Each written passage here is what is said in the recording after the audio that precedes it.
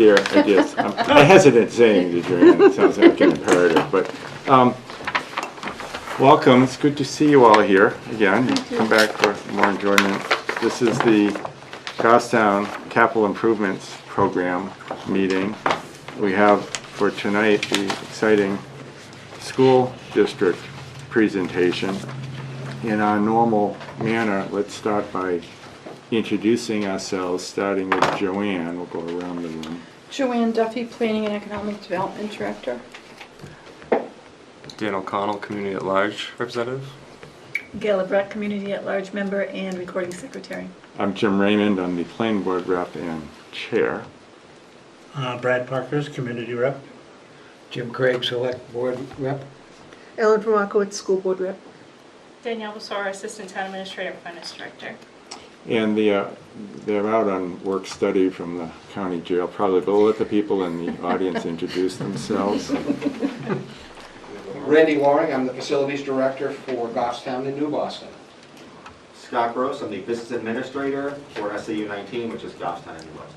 Steve Forget, Director of Technology, SAU 19, Goffstown, New Boston.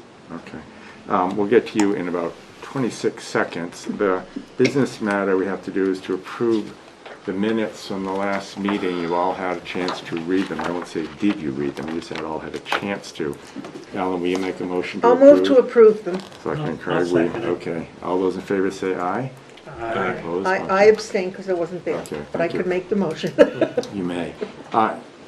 Joanne or Danielle, are there any other sort of business administrative matters we need to attend to before we? Rest of the committee, are there any questions you have on anything we've done thus far, either procedurally or substance? So you get the flow of it. Okay, well let's get on with it, gentlemen. Why don't you come on up? Okay, Danielle, why don't you, before they start, tell us where we should be looking in our packets. Yep, so the school's individual worksheets are on the last yellow tab, so I think most of you have kind of two tabs back to back, one with sewer and one with the school. And then in the matrix, we're starting on page 6. That's where all the school projects are. Okay, is it a separate school packet? I have a separate school matrix. Is that No, it? so the matrix is one combined matrix. Yeah, And it's the matrix that was printed on May 26th. And you're starting on page 6 to find the school projects. okay, because we have one from Yep, five- so it's the one, that's the one there in the front. this one, the big one. Yeah. Okay. Gonna take that one out. It's Dated on the bottom here, 5/26. You had notes on it. This is what is known as the paper shuffle. And then the individual sheets, if you want to see those for additional detail, they're in the last tab right before the school, the minutes in the matrix Okay, tab. so the packet, the school matrix that we have in our packet that's dated something or other, 5/11 maybe? 5/26. No, 526? no, this other one, 5/11, that's been incorporated into the... Yes, that's been okay. incorporated into your complete matrix. Okay. Are they the same? They don't follow the same, It's not the same So order. No, the same order. We should use this one as the official one? Okay, Yeah, and I just provided them with a copy so they know the order that you have it in as well. okay. So we should use the matrix that has everything on it rather than? Yeah. Okay, thank you. And these are the individuals. Those are the individuals, yeah. There we go. Sorry guys, we're a little slow in the uptake sometimes. That's It's our okay. first meeting in a month, so. Okay. What we'll do is let the school reps make their presentation. Scott, I'll let your crew decide, you know, if you have questions, if you want to finish your presentation and then have us give us some breaks, or how Okay. you want to do that, because you don't like to be interrupted when you're doing a flow, I know that. But if you want to just stop periodically and Sure. just catch up with you, it might be the most efficient way. Yeah, what I was hoping to do was to give 5-minute, like, kind of overview of the CIP plan that we have. Then we would hopefully go through each school, and then you can ask us questions as we're going through each of them. the buckets are really facilities, which is Randy, and Steve, IT, are the ones that are the most prevalent, on here. So I think that would be a good way of going about it. Okay, yeah. So board, or committee, whatever we call ourselves, we'll let him do his introduction, get into it, and then, kind of batch our questions unless something really jumps out and you just need to have an answer immediately. All right. Well, we all know how to do this. So I'll get started. So I want to thank the CIP committee this evening. And one of the nice things about this whole process is that for Randy, Steve, and I, we've taken this thing really seriously. The school district has put a lot of time and energy into this CIP process. So much so that we also have what we call a mini CIP process for those that don't qualify. And it's just been a tremendous tool for us in terms of planning.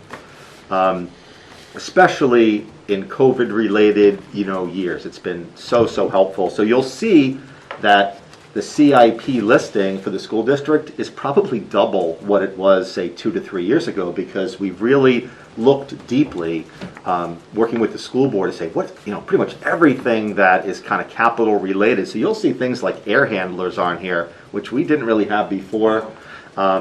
And same thing on the IT side. We have so much of an IT investment that we've put a lot of that in as well.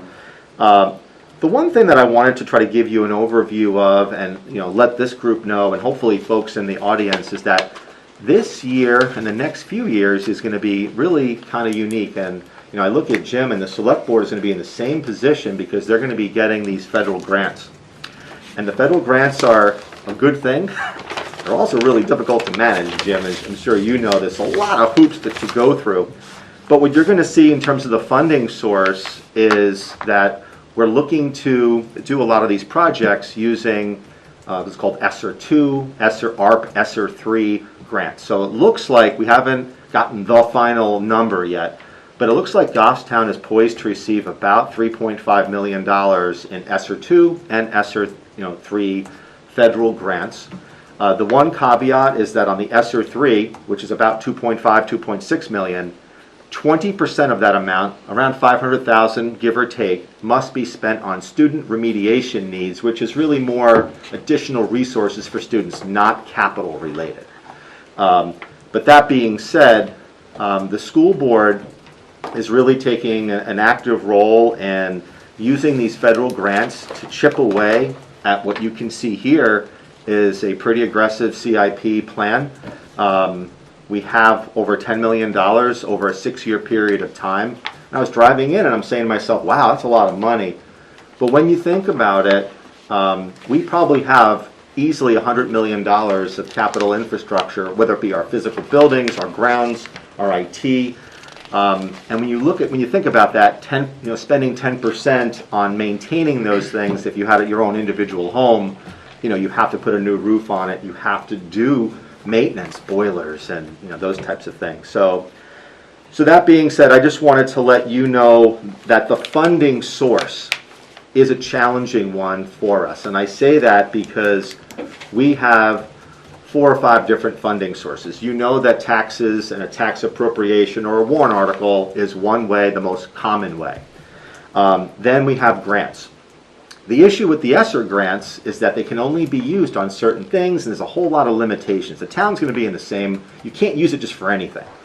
We also have impact fees, which you're well aware of, those folks on the planning board. Those are fees charged to developers, and those can only be used on the expansion of facilities, and we can't do it to, say, replace something that we already have. The school district for the last 3 years has a capital reserve fund for existing capital assets, and that's another funding source for us. For the last 3 years, the voters have been very gracious, and we've deposited $200,000 over that period of time, but that can only be used for existing capital assets. So as we go through this, I wanted you to at least be aware of that. Yes, there's grants, there's different, pockets of where monies can be spent, and in some cases, certain projects, you might be able to use 2 or 3 different funding sources. Hey, Scott brought up impact fees, which we haven't talked about as a board yet. Do you want us to give you the quick tutorial on what those are? Have you encountered those yet? I would appreciate it. I understand it a little bit. but- Scott, you go first. Sure. It's my understanding, and again, you guys can correct me because you're more or less the experts, but Since I wrote the ordinance on, I'll let you describe it. okay. No pressure. No pressure. Impact fees are fees that are charged to developers for the increased services that would need to be rendered by the community. That could be police, fire, schools, roads, parks and recreation, with the notion that as you build, let's say, a subdivision, you might have to plow those roads, there might be school, kids have to be educated, etc. So those fees are charged to developers. They go into a designated separate fund that the town oversees. And essentially, I believe we hold them for, what is it, how many years? It's 6 years. And if they're not spent within that 6-year period of time, that money must be returned by statute to that developer. So the clock does tick on when those monies can be spent. And One correction. yeah, It's not necessarily to the developer, because the developer, passes it along Yeah. to the homeowner. Somebody, or- but not us. We Right. can't keep it. Right. That's important. And so, with that, being said, we are cognizant of the fact that there are certain things that we can't use impact fees for. So you'll see later on in our presentation, we have a Goffstown High School theater.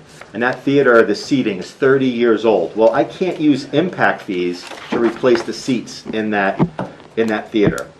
However, I could use our capital reserve fund because it is an existing capital asset. There's also tied into that theater, you'll see it later on, is a storage addition. Well, I can't use the capital reserve fund for that because it's not an existing capital asset. It does not exist right now. But I could potentially use it, and probably could use it using impact fees because it is expanding the current use of the building. There's more need for storage because we have more kids, more programs, etc. So that's really the long and short of, in terms of the different funding sources. Let me get you. The Yeah. short answer is, it's a provision in our zoning ordinance allowed by statute that lets us collect from developers or new lot owners the capital costs that we will incur that are related to that development. So it's the additional capital costs that we envision are going to be created by that development. For example, you got 100 kids in your school, again, pick up your number, and a new development comes in that's going to bring in another 100 kids, and we have to build another school. Well, that's a capital cost we can relate directly to that project. So we can charge a fee, and we have a schedule that Joanne and Danielle monitor when people do those kind of developments. But it's only for the additional capital expenses that are related to that development. You can't put it into the general operating fund, or like Scott said, upgrading something that you just need to upgrade. So it's a specific use, and it's a useful tool. Every developer complains about it, but it's a way to not have the taxpayers absorb the capital costs related to that development. That I got two questions. I kind of we understand. don't, Thanks for we the don't need to go into explanation. detail, but I just. No, I know. Now, is this assessed when the building project, I'm using probably, is approved, or once it commences? when they apply for their building permit, they receive an invoice, and it has to be paid before they get their certificate of occupancy. Okay, thank you. And my next question is, I assume there's a formula for allocating, I'm going to say $100,000. $80,000 goes to DPW, $10,000 to school, whatever. Is there a formula that's utilized by, is it the planning board, or? Yeah, it's the planning board. So it depends on what you're doing. So say, for instance, a single-family house is roughly assessed at, I think it's around $8,900. And a portion of that goes to DPW for roads, portion goes to police and fire, another portion goes to schools, and then parks and rec. Okay, thank you very much. You're welcome. Anyway, sorry, Scott. Yeah. But what I don't like to have the committee do is have terms thrown at them that they don't have to know it thoroughly, but at least have some sense that, so committee, if we do that to you, stop us and ask us, what is that? All right, so I'm going to get started. We'll start off with, this is, so everybody's on the same page here, page 6, and it's line number 199. We're going to be doing the Bartlett Elementary School first. And line 199, these are heating controls project. That's last year, or it's this year, but for us, it's something that's already in the works. We're working with an RFP right now. Right, Randy? That's correct. We did hire an engineer to, right now, the Bartlett Elementary School is primarily pneumatic controls. And they give us a tough time to keep the building functioning properly just because of the age of the controls that are in the building, and we're limited to what we can do with those controls to better control the spaces. So we are looking to put in a digitally controlled system that we can remotely, as well as better control the atmosphere within the building and the equipment in the building.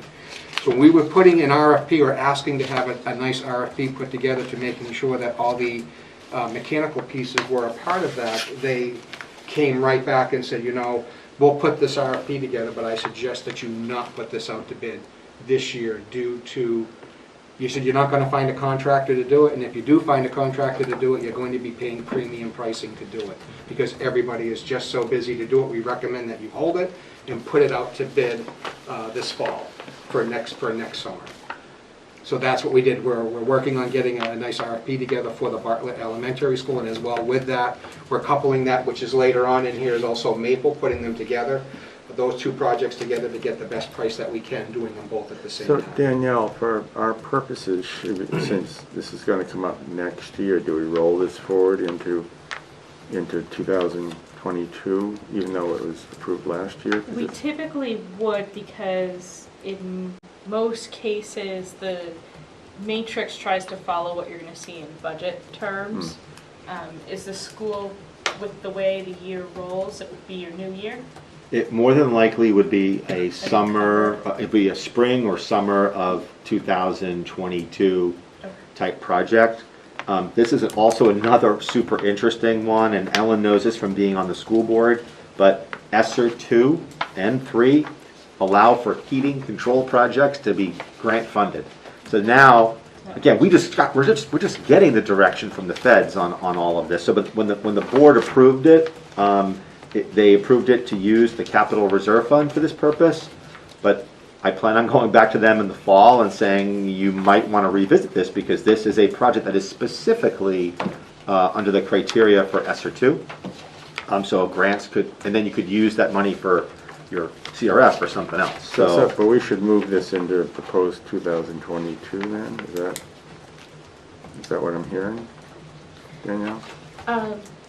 We can if we offset it with the grant. yeah, yes, yeah. It'll be either, it will not be tax appropriation, I can guarantee you that. Yeah, that's back when we So originally that will approved be in either a CRF or grant Okay. on that.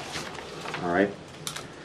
The next, I'm sorry, Randy? Wouldn't that actually be, because it wouldn't happen until July, be actually fiscal year 2023? Yeah, I was gonna ask. Yeah. that question. Oh, yes. But we, that's always an issue here.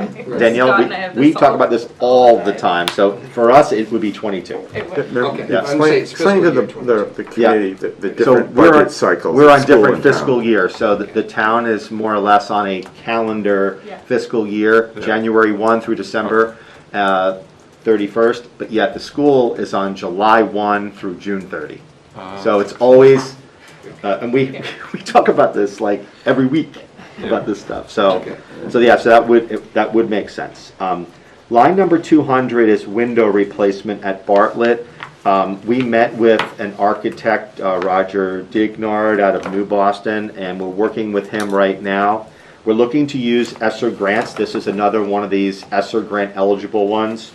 And you'll see that we have window replacements in almost every school. The extent, the scope of that window replacement project varies from school to school, but yet they're in every school with the exception of Glen Lake.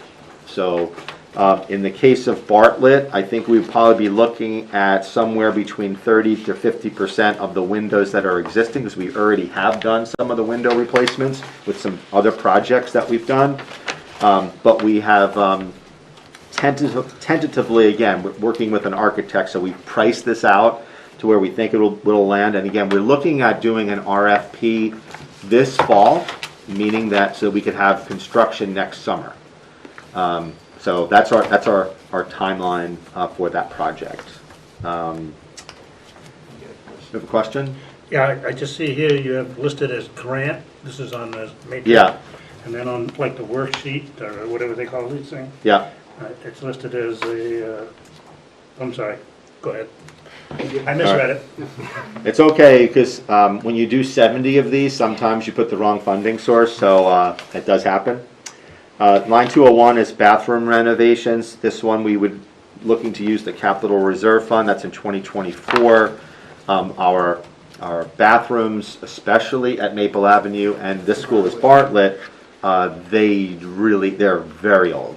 And we did one of the bathrooms already, right, Randy? No, they boys' actually added room. it downstairs. Yeah. On the lower level, Right. they did that, I believe it was in Which is the urinals 2014. or something, in the boys' room. Yes, we did, okay. and in this particular area, these bathrooms are late 40s, early 50s. Yeah. Is the Smithsonian interested? They might They be. sure could be. They sure On could be. some of these I'm sorry, I didn't mean to interrupt. Yeah. Like Bartlett and Maple Ave, whether it's bathroom, window replacement, Yeah. or whatever it is, can they be bundled together? You will see that. So on the windows, yes, because we're looking to bundle the window projects all together to hire one contractor, put it all out to bid to get the maximum benefit of a bid and the lowest price. Other projects, you'll see that sometimes it's advantageous to do it and bundle them, and sometimes it's not advantageous to bundle them. So windows is a good example of one that we are bundling. Sorry if I seem like I'm asking a lot of questions. No, that's fine.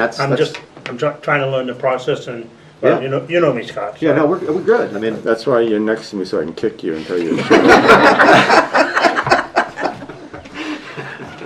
Just real quick, if I may, Jim? truth. Yeah. Just as a side note, Bartlett, next September, there's going to be a celebration that the people of Pinardville are putting together because Bartlett is 100 years old. Next year. the original school building. The original. There have those been are the additions to Yeah. it and so on, but the original one is 100 years old, so they're putting together a celebration. Good. Okay.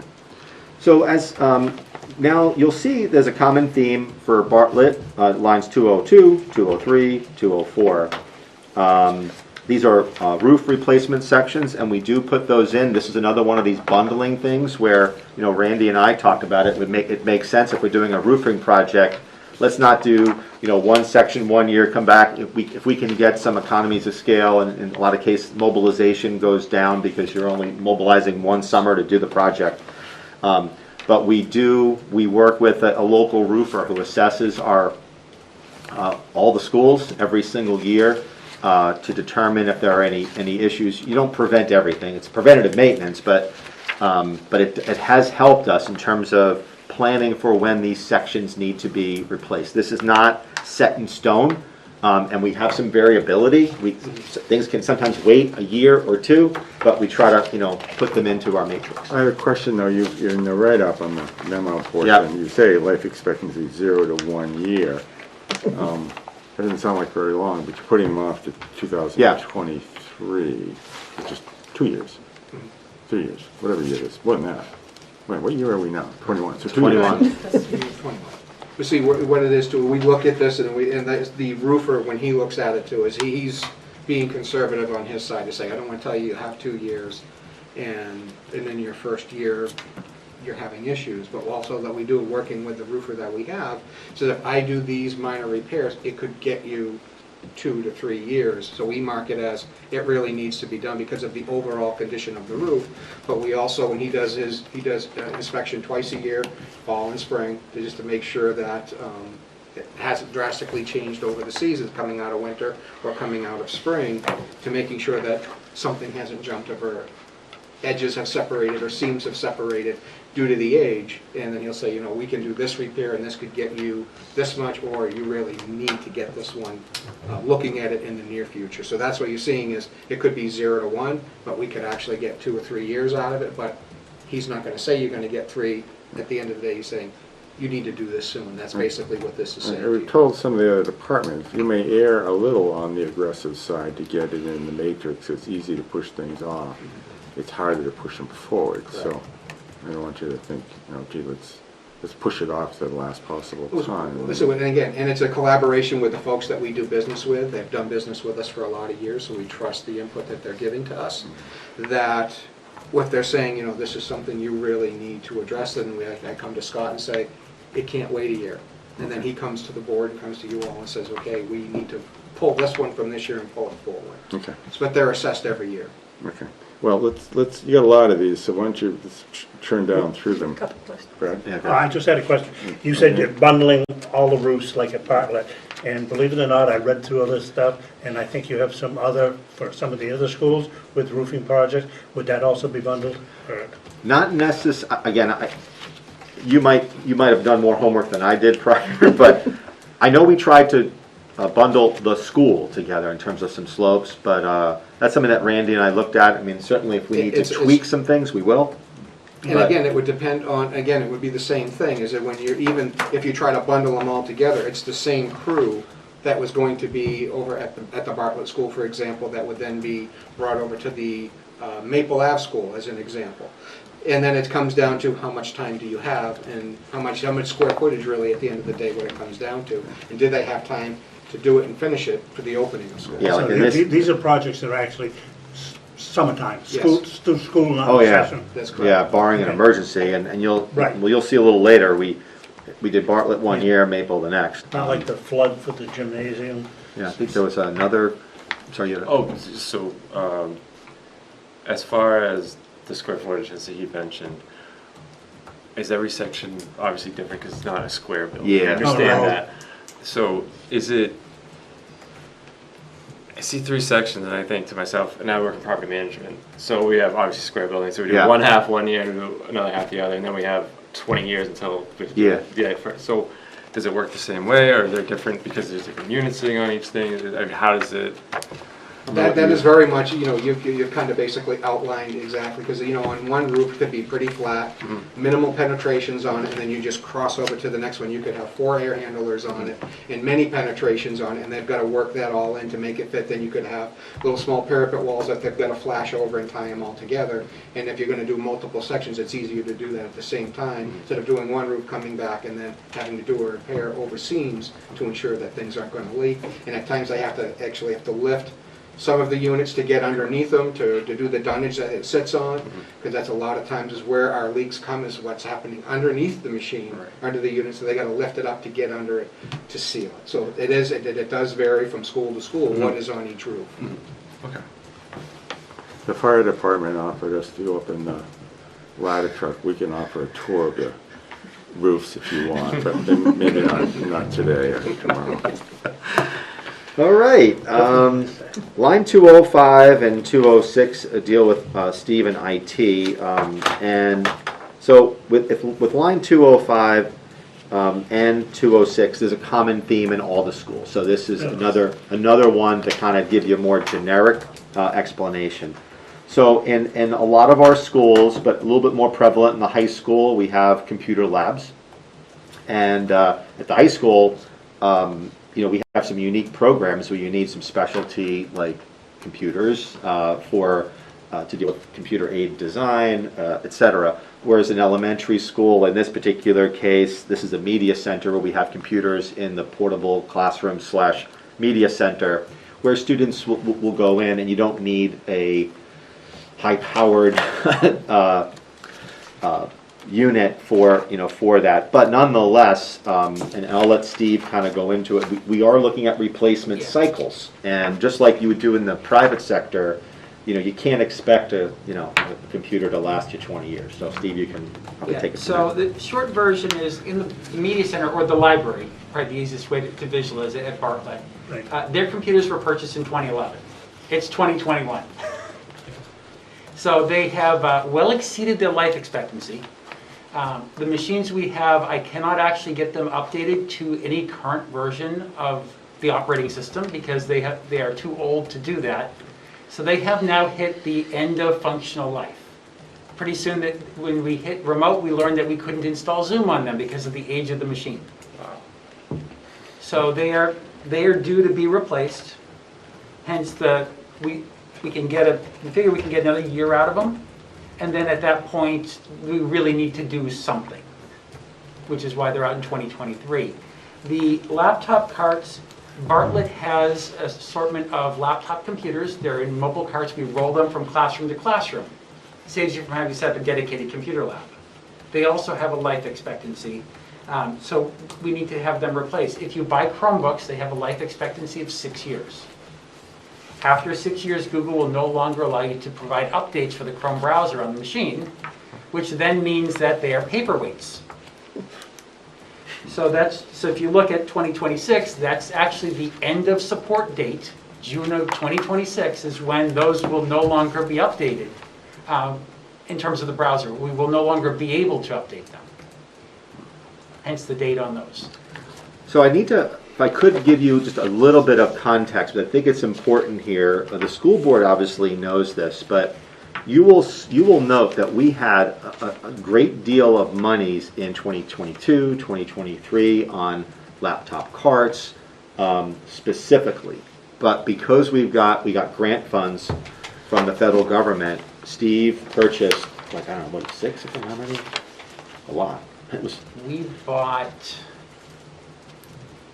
I want to say there's almost 600 devices Yeah, out I mean, of ESSER 1. so what we did was we used grant funds, and what you'll see as we go through here, we don't need, so we took those out of those 2023 and 2024 because we used grant funds for that. So again, this is one of the reasons why I love the CIP process so much, is that it allows us to say, okay, we got a federal grant, we know we needed our IT, we couldn't support the needs of students and our teachers with our IT equipment, and we had to purchase it, and the grant funds were available. But what that means is that we pretty much bought what we needed, for some of these carts over the next, couple of years.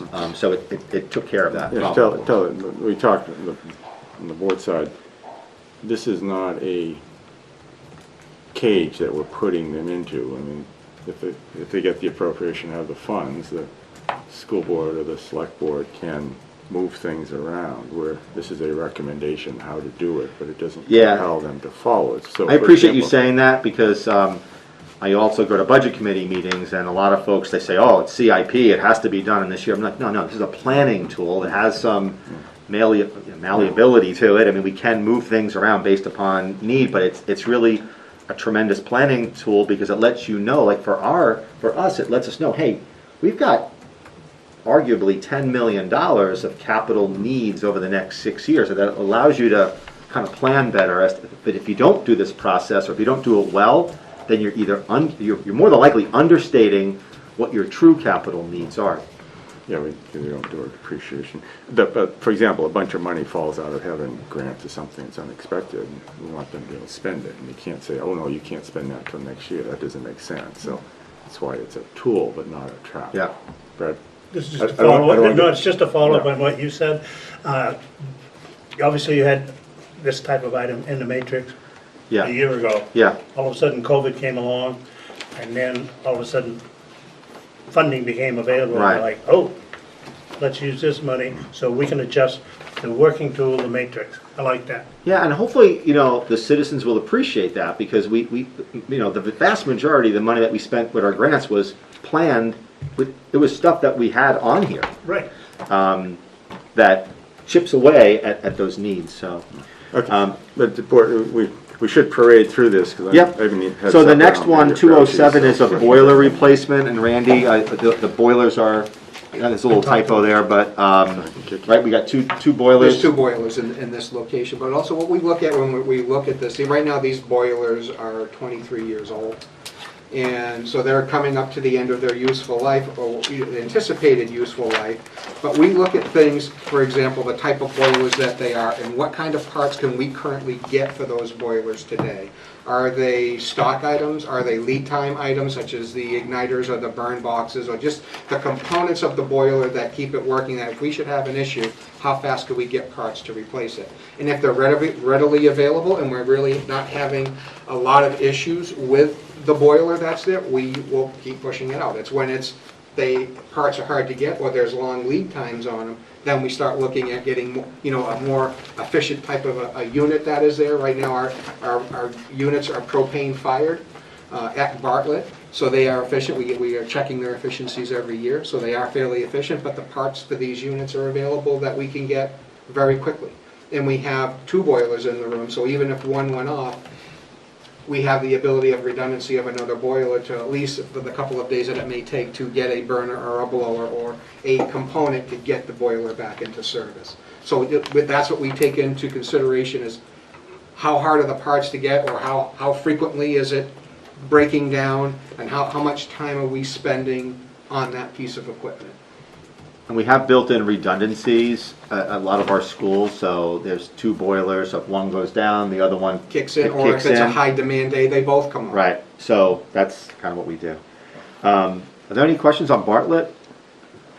I have a question. This Yeah. goes to similar discussions we had with the fire department system.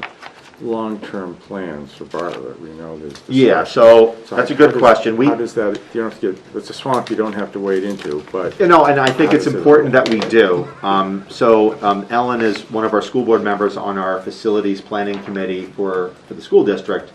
And we have a group of about a dozen community members that we took a little bit of break due to COVID, but we started back up right before school ended. And we're looking at the facilities in Goffstown. For many of you who don't know, the voters approved the purchase of land behind the high school on Norman Road. And that is property that's available for any type of school future building, whether it be 5 years from now, 10, 20, 30 years. So that's a great investment for the future. This group is taking a look at Maple Avenue and Bartlett and the space needs. I can tell you that our classroom sizes in both those schools are in some cases significantly lower than the state recommendation, which is 900 square feet, whereas Bartlett, we have some of the classrooms that are in the 500s. So it all depends upon how many kids you have in those classrooms.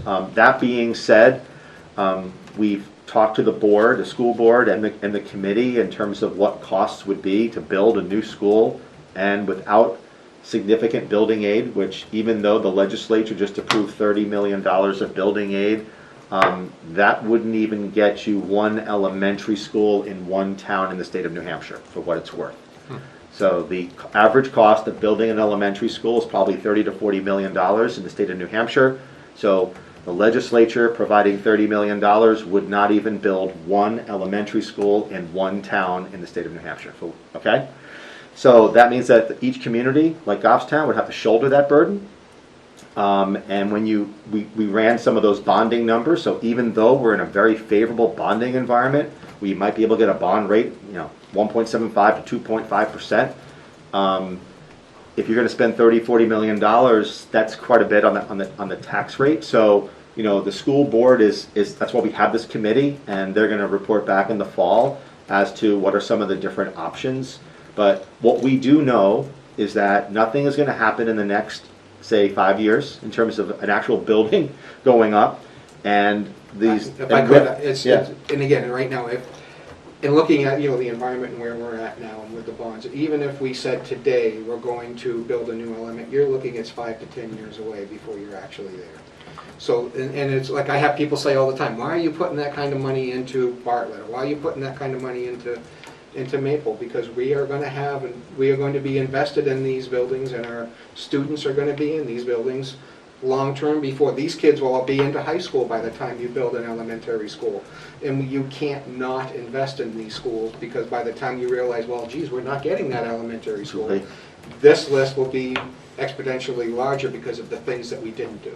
So we're keeping the school healthy, safe for the kids that are there until a decision is made, and made through to start building something, and then you look at, okay, now what are we going to do with the buildings 5 years from now, 10 years from now? Because that's basically what it's going to take before you see another building, if you decide today. And keep in mind, the vast amount of money that we will be spending at Bartlett and Maple, which is the schools that are kind of in question, will be using these grant funds. And it's going to be mostly windows. So, and heating controls, so things that are kind of, you kind of need. So. Any kind of questions? Thinking along those lines that you just said, where they purchased land Yeah. behind the high school.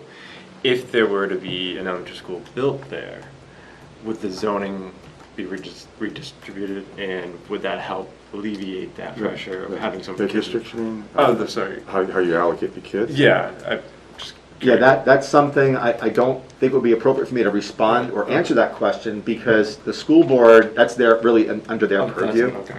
And I don't know, Ellen, if you want to wade into that. We Well, haven't if really it's- talked about it, so. We haven't decided what we're to be doing, but if you go from 2 elementary, or 3 elementary schools to 1 new one, and on that property, everybody'd be going there, okay? If we were to do that as a community, I don't know that that's that feasible to do. And we do have land at Glen Lake can be added on to as well, as an elementary school, if we chose to go that route. So, So this again, I'm going a little bit into the weeds, but the school board authorized I wouldn't call it a demographic study, because to be quite honest with you, those of you who do planning know that when you look back at these ones that have been done and they say, oh, you're going to have an extra 0.7 kids for this, they don't always materialize. But we have a gentleman who's going to be looking and trying to give us some analysis in terms of where we think we're headed. So right now, our elementary schools are kind of maxed, but our middle school and our high school have capacity. So if it's a bubble like it was, say, 15, 20 years ago, then we would have capacity at Mountain View and at the high school for when that bubble goes through. So so that's why, the school board is doing its due diligence. They have a community-led group that's looking at their facilities. They're hiring a gentleman to kind of look at the demographics in terms of and the turnover, especially because in Goffstown, what we're seeing anecdotally, I don't know this, Joanne would be the bigger helper here, but like in my neighborhood, let's say I have a 40-unit subdivision and 40 homes, and I think 8 turned over in the last couple of years, and every single one of them was like people my age who then downsized, and then a family moves in with 2 kids. So I think what we're seeing is that transition, the turnover of the homes, and then that's what this gentleman's going to be looking at. We kind of know what developments are on the horizon, which, again, aside from the one across from the villa, which is 55 and over, Bog Road, which has not yet been built, and some others, the impact on that we kind of know, but it's the turnover one that is hard data. That's difficult data. So this gentleman is looking at what was in these homes, say 3 years ago, and now are these kids in school, or what are the ages now, and trying to give us some information, in that respect. So it's a great question. These types of things, if we had crystal balls, we'd all be millionaires. But we are doing, the school district and the school board, they're doing their due diligence on it. Good? All right, so Maple, we'll go quickly now, because heating control is very similar to I put a Bartlett. gag on Brad, so go ahead. Replacement of 5 exterior doors, that's in 2024. Now, that one, that's the last year of ESSER 3, so we plugged that in because we believe that's going to be grant funded as well. And that's something that we have been kind of chipping away at. Yes, we We have. chip away at doors, like we do like 1 door set a year type of thing. So, And I would say, and as we increase or improve the security around our building, sometimes that requires door changes to Yeah. do that, to be able to do that.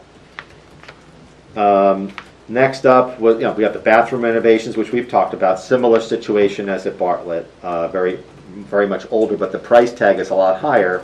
You'll see it's $300,000, and that's not something that we think we can do over 1 year, Brad. We think it's going to be a multi-year type process on that one. Replacement window project, again, that's in the queue for next summer.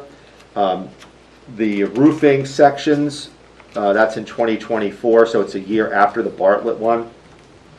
And as we talked about before, the laptop cart replacements, these are ones that we purchased in this past year, and they will, more or less age out.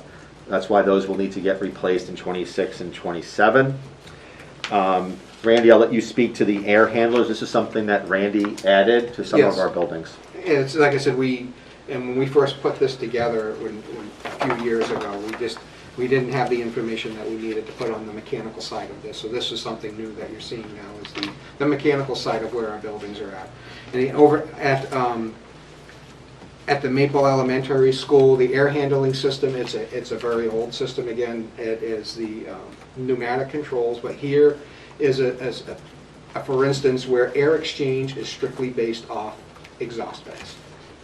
So it has makeup air that's put into the building, but each classroom has an exhaust vent, but there's no makeup air into it. So we have cracked windows or cracked doors to pull air, to exhaust the air out of the building, to do the air exchanges that we look for. And especially during with the COVID, is to making sure that we're getting 3 and 4, air changes within an hour. Here, this building is primarily the air exchange is done through exhausting air out of the building. So we're looking at doing a matrix, we're putting in more air handlers, makeup air handlers, putting in economizers to take the existing building air that has already been heated and sending it through a process where the exhaust air that's heated mixes with fresh air and then it's recirculated back into the building. So any air coming into the building is 100% heated. There is no makeup air in those older units that are in that building. So we're looking at upgrading, get more efficient equipment on this building to maximize the use of the equipment as it is for the heating and the comfort of the building. This is one where I do want to be crystal clear on, is that right now it's in 2025 and it's tax appropriation. This one could very well be a grant-funded one because it would fall under COVID, and it depends upon where all these other projects land, to be quite honest with you. So we might be in a position where we push this forward to 2024 and it becomes the last project of our ESSER 3, ARP ESSER 3 grant fund. So I appreciate what you said before, Jim, is that this is a plan, and I just wanted to acknowledge the fact that things might move around because of the availability of ESSER funds. Were you reading my mind? We tried and found nothing there. See, one of the things that we're looking at doing here is similar to a project that we did at New Boston. We're using a number of vacant units that there's like 4 or 5 units that run off of one larger cassette unit that supplements air, heating and cooling from the same unit, and each room has its own unit. So it's constantly better control over the environmental space for heating and cooling as well, because right now we don't cool our spaces. They're strictly... The vast majority, right? The vast majority. Only some libraries and office areas. Just out of curiosity, has there been any thought of getting units that have the UV light in them? Yes. Okay. We have looked at them. We have looked at that, and that came about due to some of the other grants that we had, but we had to put like hundreds of thousands of dollars into our IT infrastructure when kids were remote, and our servers crashed, and this guy here deserves the gold medal because how he put everything together. But we did look at that, but we had to spend it on IT first in order to support the remote But learning. if I could, you mentioned the UV light. I am not a fan of the UV light. Okay. But I'll be honest with you. Okay. It is for the fact that it is 100% controlled on safety devices, and if you open a cabinet that has UV light, you are going to hurt somebody with the amount of UV light that is put off in one of these units, and you open a cabinet and you're looking at it, you have the potential of hurting somebody permanently, not just in the moment. Because that is such a high, bright, intense light that if a cabinet is open and then you think it's off and it's not off, you're going to hurt somebody. So but there are other methods along, doing supplemental treatment inside of a unit to be able to achieve similar things, but I myself am not a fan of UV lighting. Schools are different environments and offices. All right. So the last thing for Maple Avenue School is playground equipment, and we put this in as more or less a kind of a cautious placeholder. So we have a piece of aging equipment at Maple. Randy and I and the superintendent have looked at it. We believe that we might have a fix, to the situation. But playground equipment, we do have our insurance carrier gets inspected. It has a certain life expectancy to it. This particular piece of equipment, we made some, adjustments. You have to have certain heights, you name it.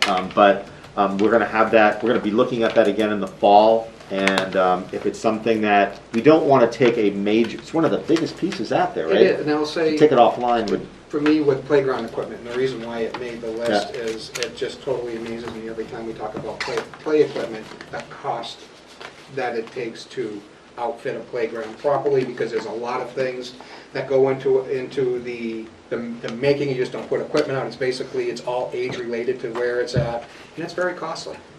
It's very costly. so we put that in. More than likely, that would be a capital reserve fund type item, but we need to do our due diligence to make sure that, again, it's probably the biggest piece of playground equipment at that school, and to take that offline for a long period of time would really be detrimental to Brad the wants kids. to ask if he can play on it first. You're always, Miles, again, I read through all of this. This piece of equipment gets used a lot outside of school hours. Yeah, like people, they use it during the summer, they use it on weekends, it's open, we don't shut things down, I know. so. I guess what I'm trying to point out Yeah. to the public, if they're listening, this is a piece of equipment that's utilized, whenever there's daylight. Yeah. Moving on to page 7, we don't have that much at Glen Lake because it's one of our newer schools. The main part of the school is, geez, it must be going on Ellen, what is it now? Good, yeah, 15 years. But, so we got some roof repairs that we put in there for 2025, door frame replacements. They're kind of, we have exterior doors to every kindergarten classroom, and then there's rust on these door lower frames sections that, of the doors. the lower section, so whether those, more than likely those have to get replaced. The doors are okay, but the frames themselves, so.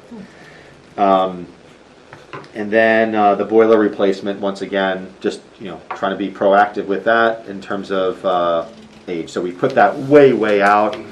Whether it happens in 2027, happens in 2028, but we want to at least get it on there.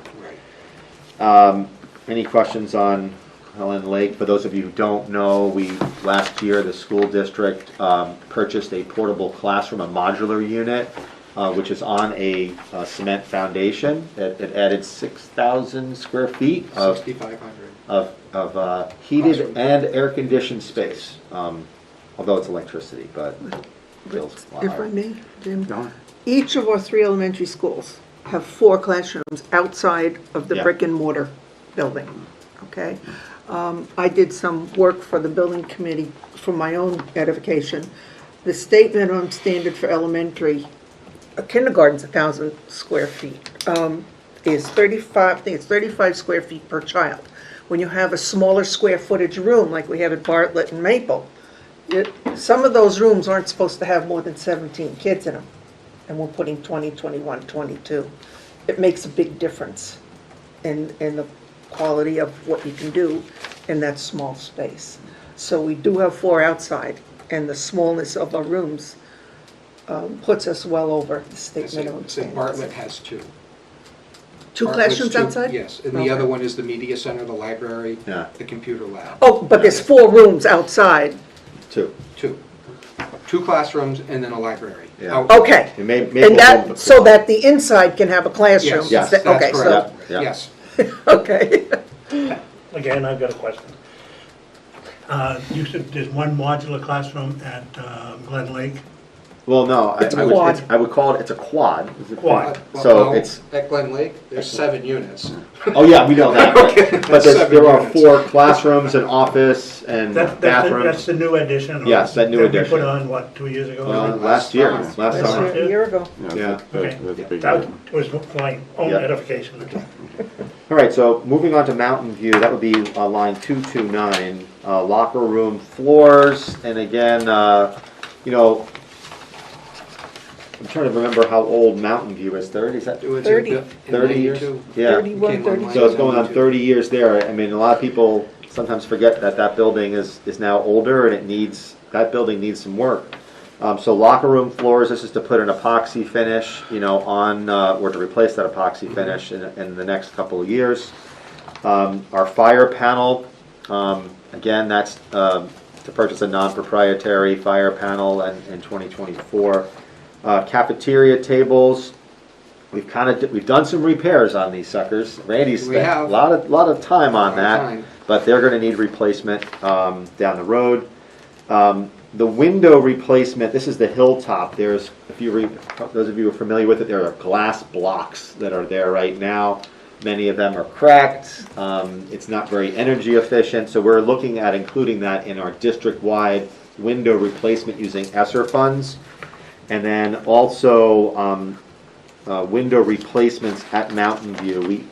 According to our preliminary work over there, the windows, the vast majority of the windows there are they're in pretty decent shape. There's going to be some repairs that are going to be needed, but then there are some fixed glass that needs to be replaced, and so we've kind of earmarked about $100,000 for the repairs and the replacement there. Our septic system, we've had that inspected as well.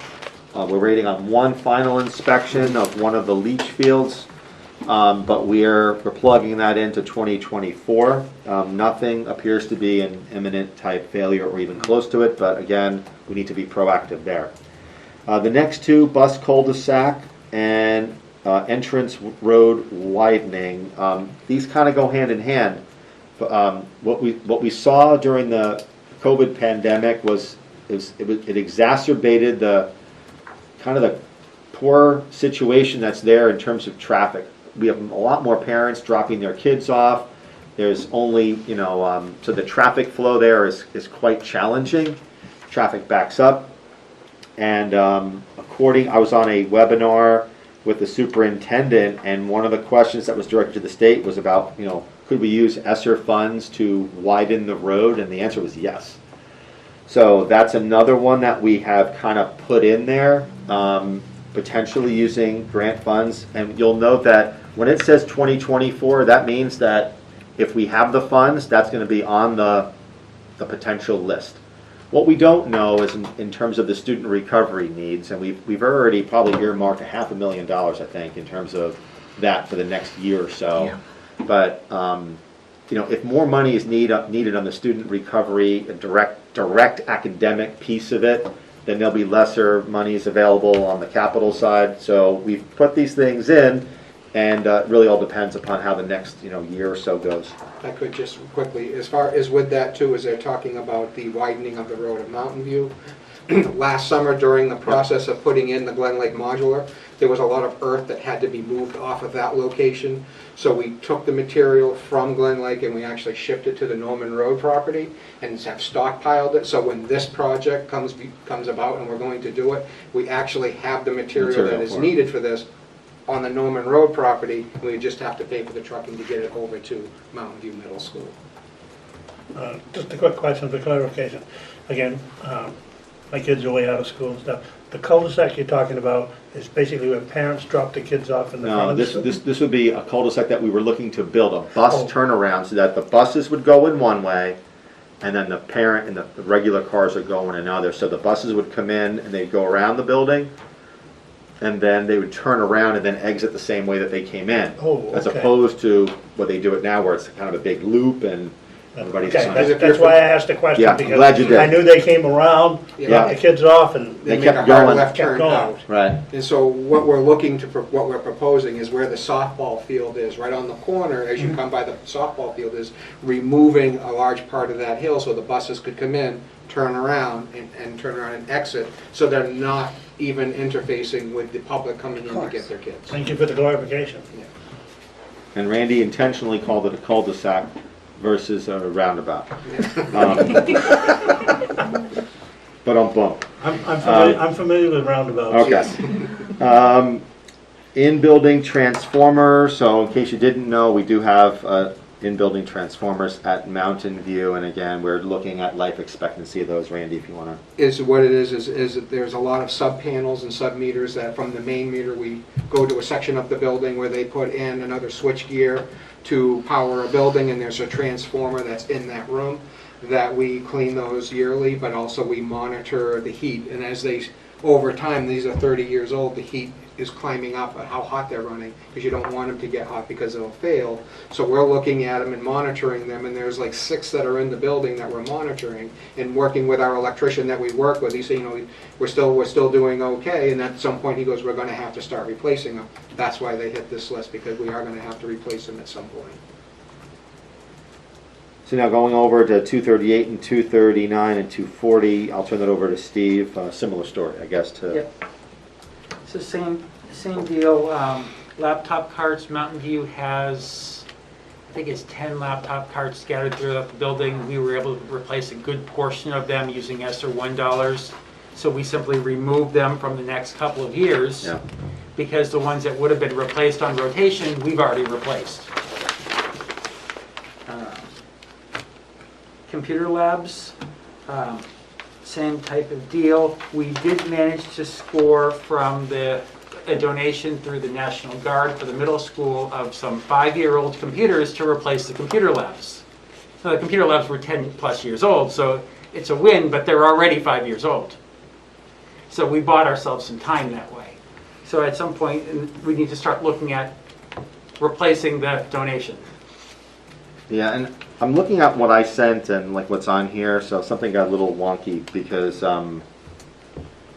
like 239, like my explanation for that one, computer Is lab the line- replacement. Yeah. It was replace the 3 computer labs at MVMS due to age, and I think it just Yeah, something when something. it somehow got the memo got kind of wonky. And then the last one on there, the core switches. So network infrastructure has a life expectancy of 7 years. We replaced most of ours in 2010, which was over 7 years ago. So while most of our stuff is still working, we are getting to a point where we need to start looking at strategically replacing it. Now we are able, it does say grant. One of the grant revenues that we have is what's called E-rate. Attached to every resident's cable bill is a universal services surcharge. This is an FCC thing. I think it's also attached to telephone bills. That portion that everyone pays into universal services, schools can apply for a portion towards telecommunication, internet access, network connectivity, Wi-Fi, switches, routers, that kind of equipment. In Goffstown, Universal Services through E-rate, we get a 40% reimbursement on any qualifying E-rate item in terms of telecommunications. We pay, our local share is 60%, they pay 40%. So the numbers on here are our local 60% for the project. All right. And Boston is a little bit is a higher. little bit higher. They get a 50% reimbursement. Okay, Preston, thanks for that. About these grants, and thank you for the acronyms I was reading. You mentioned ESSER Yeah. and Don't ESSER ask me what it 1 and stands ESSER for, 2. but- I'm not asking, Yeah. what's the difference between an ESSER 1? It was and- just, When it came out. there was different legislation when it was passed, and Timing. CARES Act. CARES Act, you heard of that one, Remember the right? CARES Yes, Act I that have. came Yeah. out? ESSER 1 was the first round of CARES Act money for schools. ESSER 2 was the second round of CARES Act money for schools. Okay. And thank you. ESSER 3 is the third round. All right, And the thank you. big thing that you need to understand when we talk about ESSER 2, but more so ESSER 3, ARP ESSER 3, is that even though, let's say, Goffstown's $2.5 million allocation under ESSER 3, as I mentioned before, 20% must be student recovery.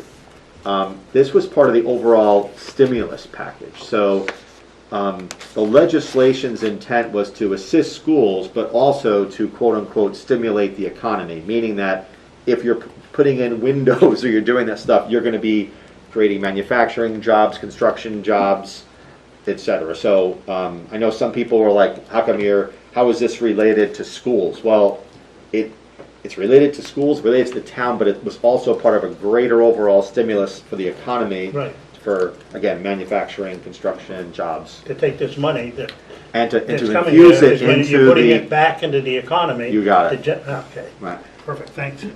Question? Scott, I have a notes, and I don't know if it's changed, for the road widening and the cul-de-sac, the possible use of impact fees? It's possible. It's possible, Yes. okay. Yep. Okay, thank you. Last one, last two of them. 241 is Hilltop Stage Improvements. In case you didn't know that, we have a very strong performing arts program here in Goffstown, and that is reaping its rewards down at the middle school level. The Hilltop is an area which is our cafeteria, Gym. Theater. Multi-purpose It's a room. multi-purpose room. Yes. It has a stage, but there's no curtains on the stage. The lighting is like really, really bare bones. Sound system almost non-existent.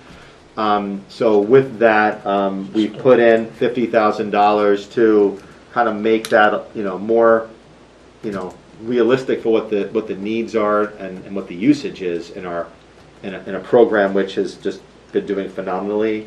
And a plug, there will be a live performance for the first time in the Hebrew Auditorium the last week of July. So high school students are doing something this summer, and for those of you, I'd share that. Is that the Into the Woods? Yeah, yep. And lastly, on that one was another air handler replacement that we put in. Again, same thing that we talked about. I have to disclose to the committee in my rules, well, school moderator, I plug the theater productions every year. Yes, you do. So now going to page number 8, which is Goffstown High School. Lines 245 through 247 are, again, more or less roof sections. And similar story that we've mentioned to the other schools, we do have, again, it's programmed in. Line number 248, you'll recall a couple of years ago, we had problems with our flooring. And part of that problem was we had tiles lifting up, and underneath those lifting tiles was asbestos tiles, and those had to be abated. And we know that right now, all of our asbestos that we have at the high school is currently encapsulated, meaning that there are tiles that are covering it and it's safe. But we are looking at this would be the last part of that phase of that, project. and that's in 2025, and then we would have to then retile that. Same story on the exterior door replacements. Again, this is something that, as Randy mentioned before, we've been trying to replace these exterior doors. We have, for those of you who did not know this also, we have key fob type access controls at all of our schools. High school is the only exception to that. There are some public school infrastructure grants that are more safety related that we might be able to get a grant for some of that. But as Randy mentioned, in doing some of that, it's almost more expensive to retrofit an existing door than it is to buy a new door set. So, Because of the wiring and the stuff that's in the frames and part of the doors to make it so that we can do the added security. These are all security related for the Yes. school system. Yeah. Yes.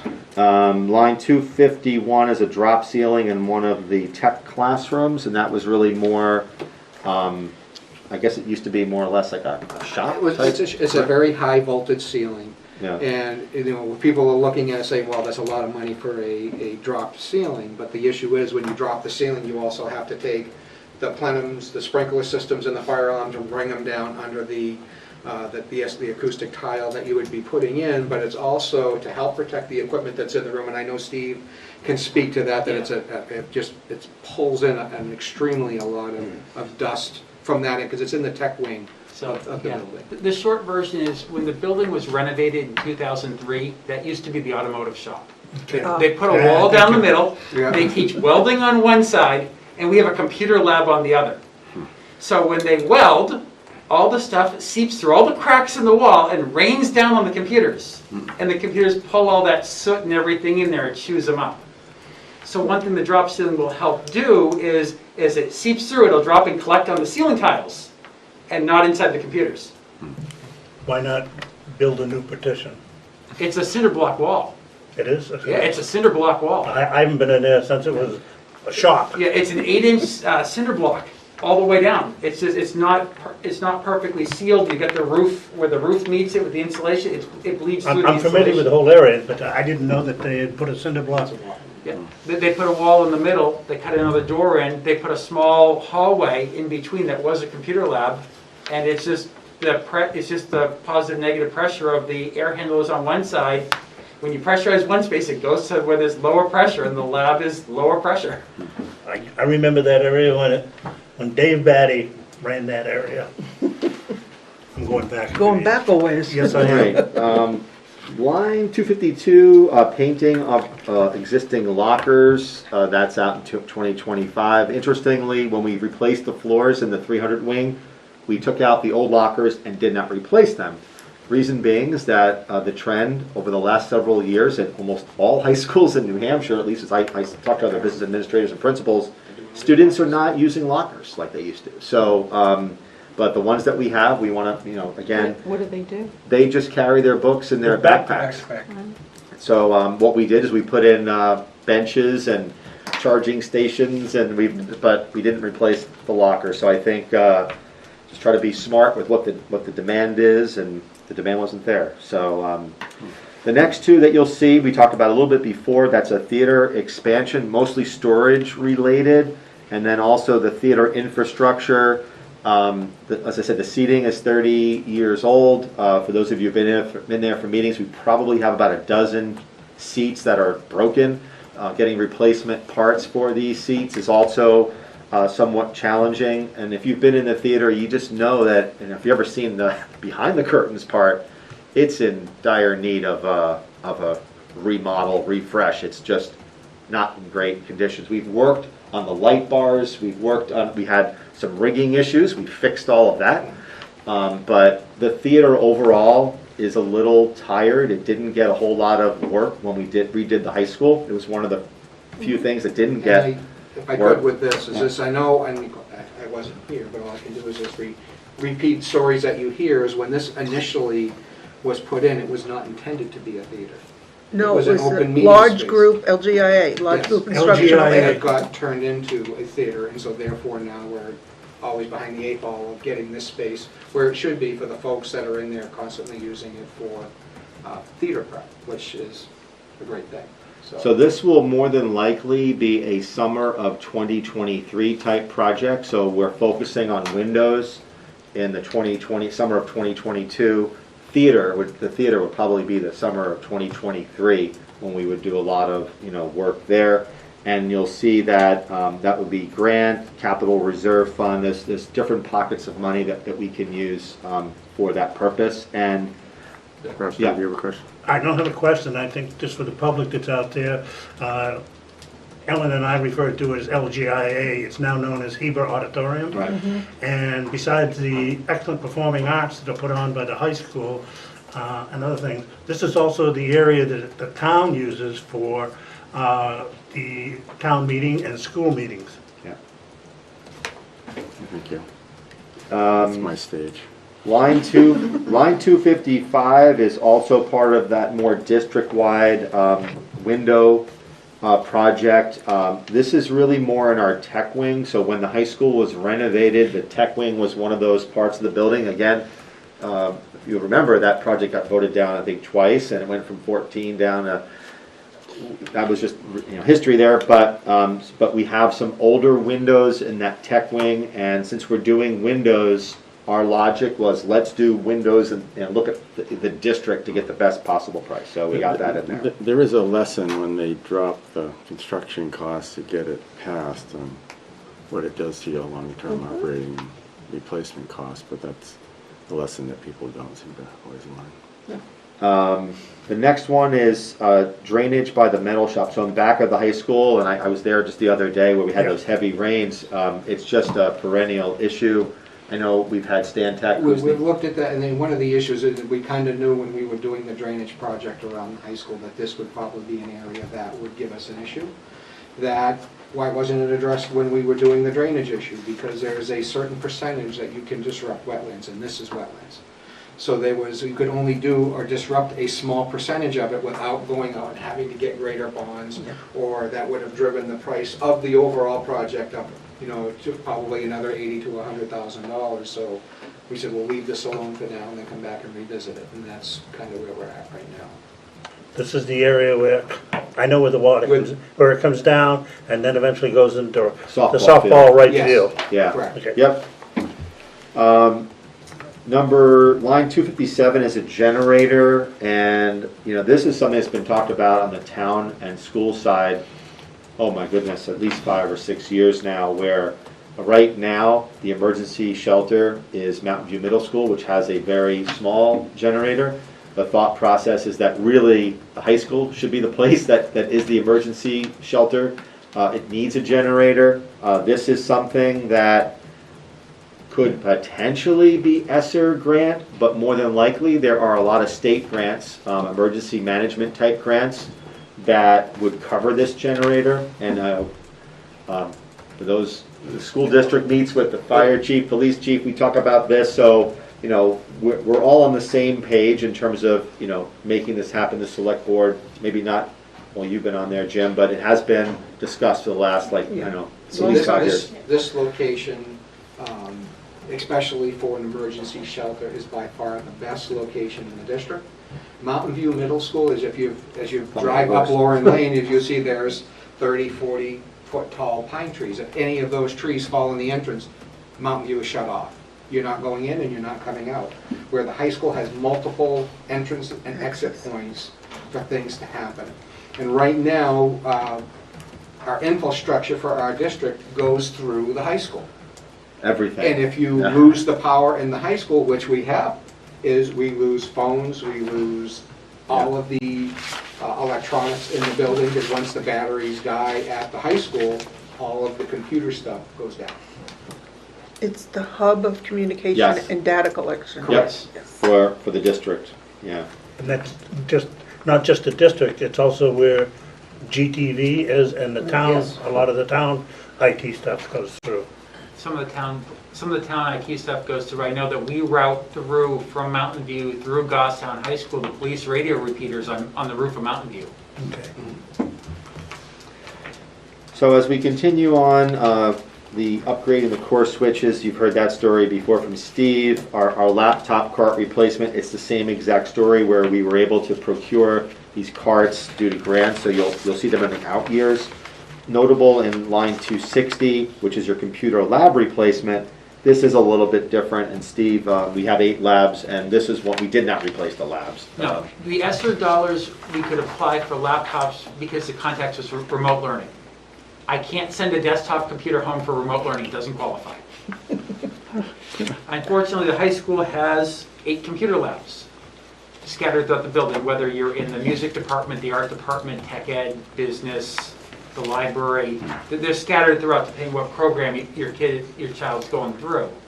We need to get them on a replacement cycle because, like this year, I'm replacing a computer lab that the machines were manufactured in 2009, which they're still working, but they have long exceeded their life expectancy. We go through on a yearly basis, we're going through a super glue, re-gluing the power buttons back in place so that the kids could turn them back on and off. So that's kind of the age of the equipment that we're working on, A, replacing, and B, getting into a replacement cycle, so that way we're not going past its useful life, trying to keep it alive. And for us, it's not just about replacing, but it's also, how do I say this, disposing of the old stuff, because one of the problems is stuff just, you know, we get something new and then someone's, oh, I think we can still keep this, it has another year or two. It's like we are being more sensitive to the fact that it costs, you know, time and energy and more money to try to keep these Frankenstein 10-year-old computers alive, you know. So we're trying to, you know, Steve is you know, has a really good plan there. Next up is line 261, AC unit replacements. We do have AC units in the media center and in the front office. There are certain pockets of the building at the high school that have AC units, and they are getting older and they'll need to be replaced. Goffstown High School door security. This is another one where we think that there could be what's called there are state infrastructure grants and security type grants that we should be able to tap. That's why we put that you know, as a grant. Line 263, our heating and air handling. I'm sorry. Just a question on the doors, back to the other one.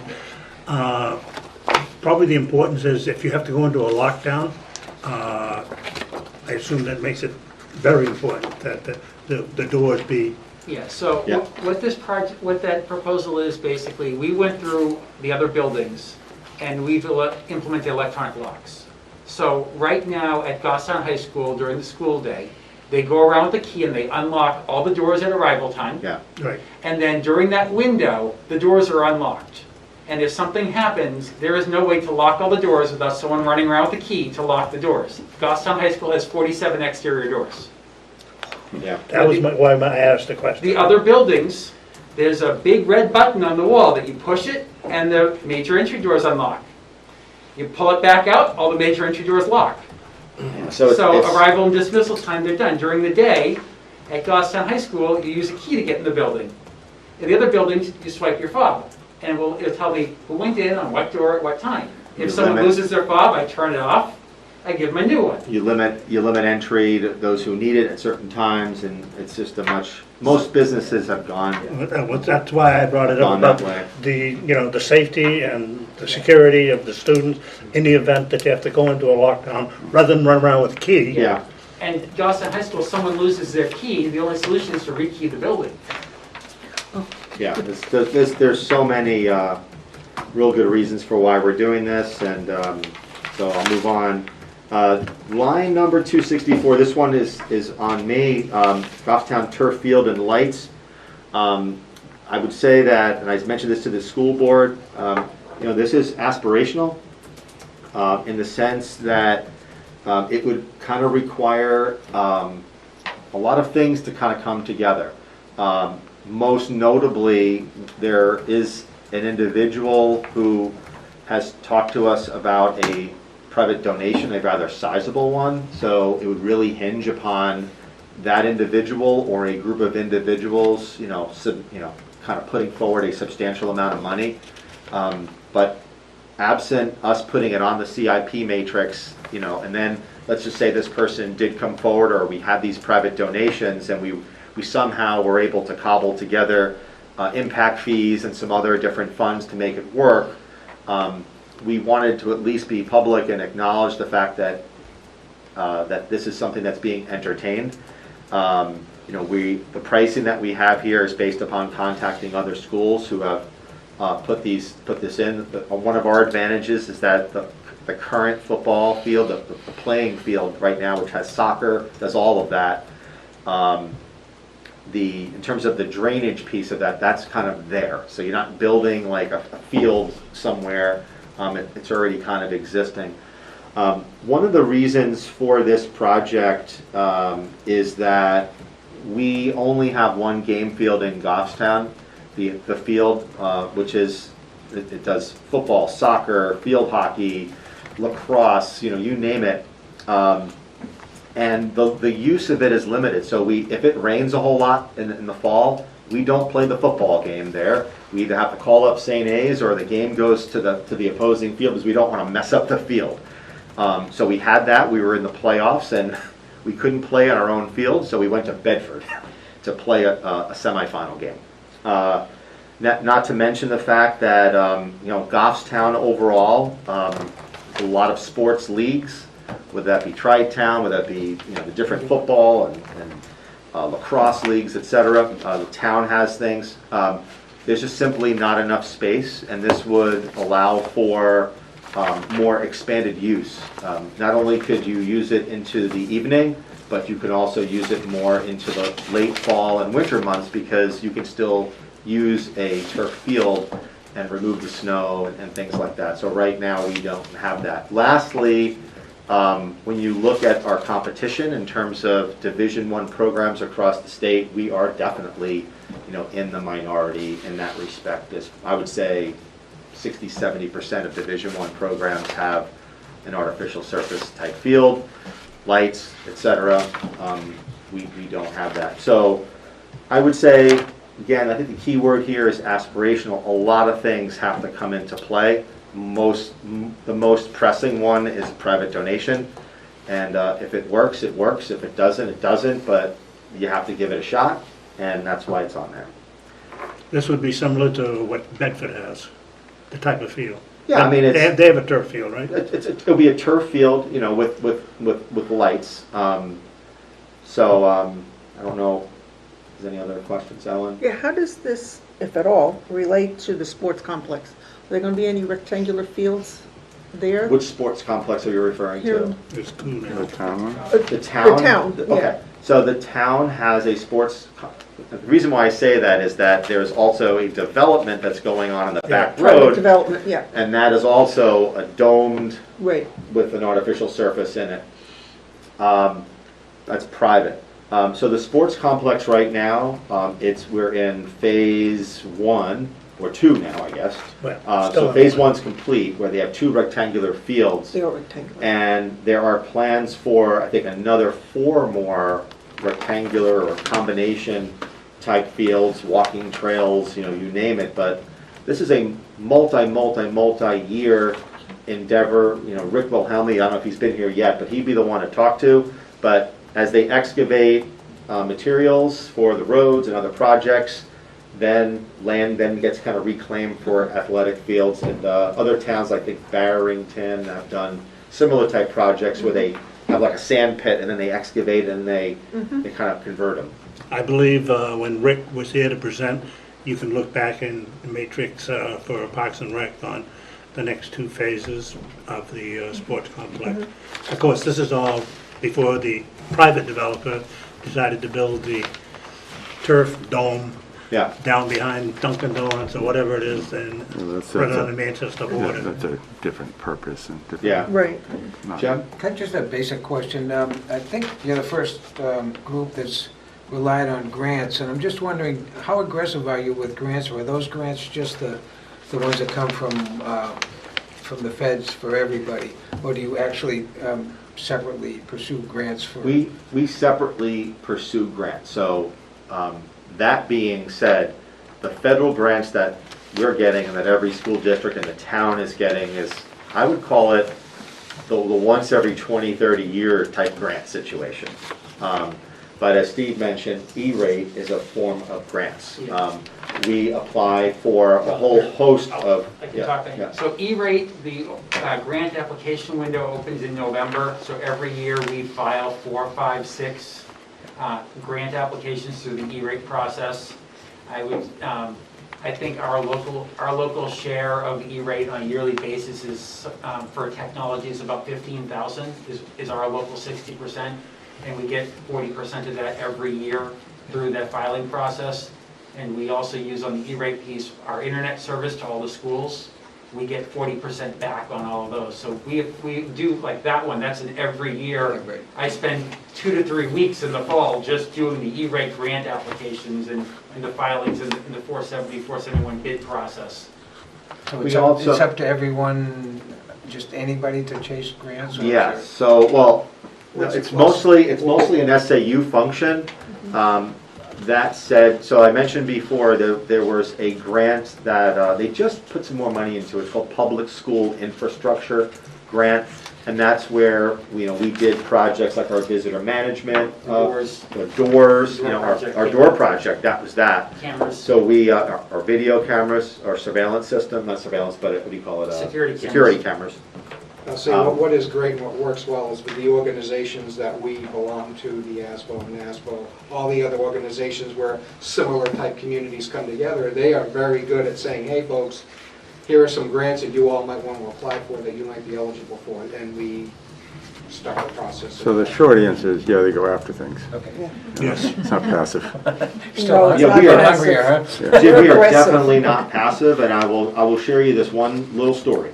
So late November, right after Thanksgiving, the governor said, oh, we have $10 million. But you need to submit a grant, and you need to spend it by December 30th. Okay? So 30 days to 30 days. write the grant, submit the grant, get the stuff, and Get get it it all done. in, and get it done.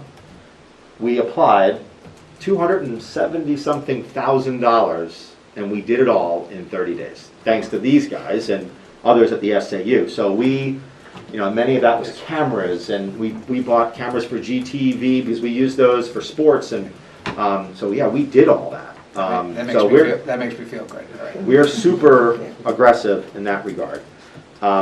Lastly, on that one, I'm sorry, there's 2 more. 265 is loading dock repairs. So, We've got a little bit of damage there. I think somebody backed into the buildings. We gotta fix that. It's not structurally horrible, but it just needs to get fixed. And then on 266, Mr. Parkhurst can vouch because our scoreboards are aging.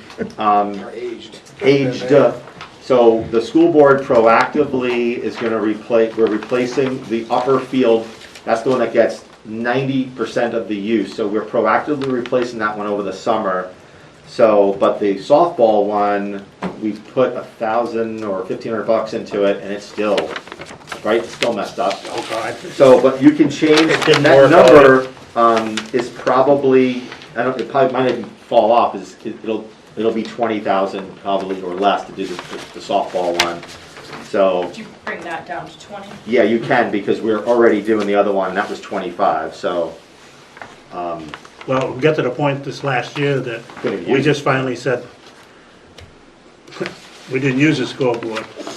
Any important announcements I made Yeah, verbally. well, I'm glad you're here, Brad, this way you can vouch that we're not joking about all of them. Next is some district-wide things. So this one, the first one, Randy, I'll let you talk about this. This is a single-core key system. Is right now, we have multiple cores throughout the district for our buildings. And basically, if you go up to any custodian, well, here Steve has an example, where any one building, That's you my might call need keys for the high school. 4 or 5 different keys to go through the building. Predominantly, our system is a Slage system. So I am looking to go to a Primus system, which is in the Slage system, that basically the way keying works today is you can key back, but you can't key forward. Meaning that if we put a new system in the school, that new key will open any old lock, but the old key will not open a new lock.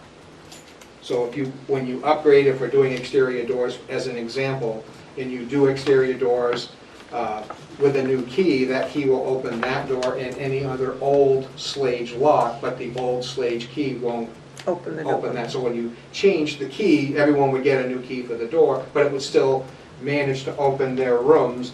But it would also, what we're looking to do is to, in a system, there's an A series, there's a B series, there's a C series, but they're all under the same manufacturer, where our buildings are not right now. So you need a bulk of keys to get into the buildings throughout the district, where that is very unproductive. It's hard to rifle a handful of keys to find the one key that opens the magic door to where you're trying to get in. And right now, we currently, there is no good system right now to tell me what key is out in the district right now and who has what key.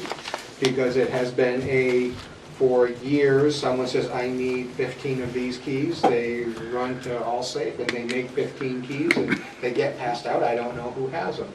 So by doing this system, it will bring in a program into the district that will have somebody that will cut our own keys, will core our own cores, and we will have a signing process for people to sign keys, so we know exactly where the keys are, and if somebody leaves, where is it? And for the most part, some of this, it doesn't all go away, but with key fob access, some of it does go away, because for certain exterior doors, you don't really have to worry about that. And we could use some of the electronic strikes on interior doors, give and take. So, but the The answer is yes. Yeah. Until you lose power, then the answer is no, No, because that you still- that you- lock right. doesn't unlock. Yeah, you still need some sort of a master Yes, key to do open it. the door.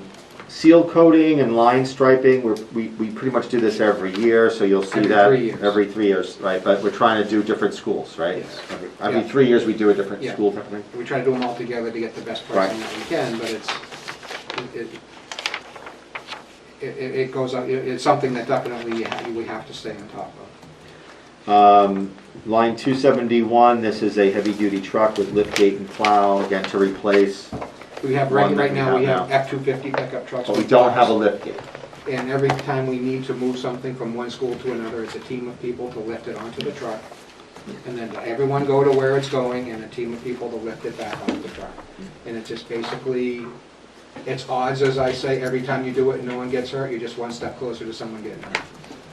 I have used one of those and it's awesome. Yeah, And the thing is that, so we have we have what, 2 lifts in the district? we have 2 lifts. 2 lifts, but But the equipment, the auto But scrubbers, a burnisher, where one all school these doesn't have it, things, we move right, it. and you have to then move equipment around, it's not good. And especially if you're trying to change, like, say, light bulbs in a gym, you need the lift, and you gotta move it from one school to another, and Lift it in the truck. lift it in the truck, and it's not a good deal. Driving on it and lift. Line 270, I'm sorry. Question, and it'll probably come again with the tractor.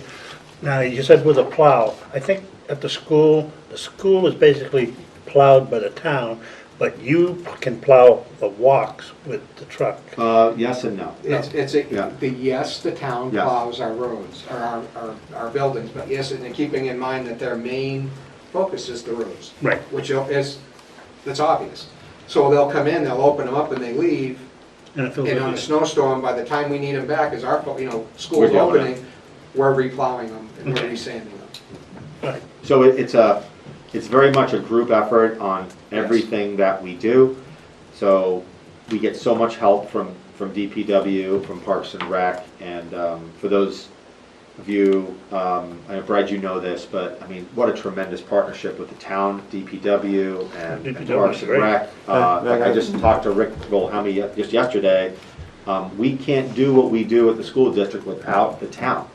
Period, flat out, you know, and I hope that it's the same way around. I mean, the It Parks is. and Rec programs who use our gyms, and, you know, we hold meetings at the schools, but this is not something that is in every town. In some towns, it's like, there's like a war between departments, and we are so blessed in Goffstown to have such a great partnership. And that hasn't always been the case. I know it hasn't, but it is. I'll say it's something that I'm very proud of, Yeah, is no, the it's- relationship that's a that we huge have step with our forward. DPW group, you know, back and forth. And I'll just say, we had a tree Yeah, it was during one of our vaccinations crazy, where yeah. a tree went across Glen Lake. I put one Blocked the call to road. Mike.